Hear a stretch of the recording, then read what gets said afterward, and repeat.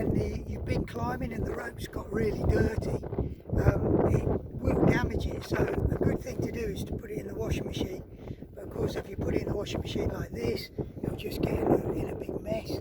So I'm just going to show you what I do to keep it so it doesn't get in a big mess. So all I've done is taken a twist there, and then I just tuck it through. So I'll just pull that tight. I'll just show you that again.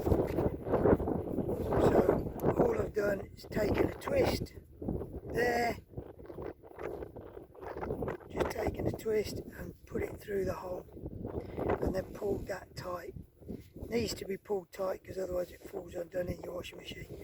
And then that creates a loop, and then just chain it up through that loop, a little shake each time.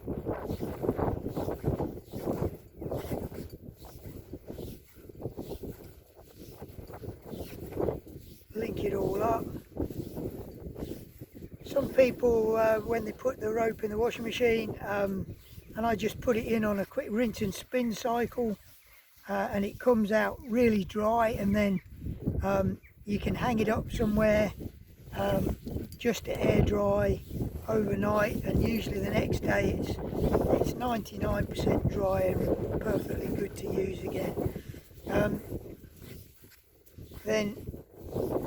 So chain it all the way up like that, so that's the end there, and then I just take that, pull it up snug and take it back through the end there, and then pull that nice and snug there so that when it's in the washing machine it doesn't come undone. And then, so yeah, and like I say, you can put it in a pillowcase and that stops it rubbing so much, but I don't tend to bother with that. I just stick it in the washing machine like that, and then when you come to undo it, you just undo it there, and you can see all the chain links just drop straight out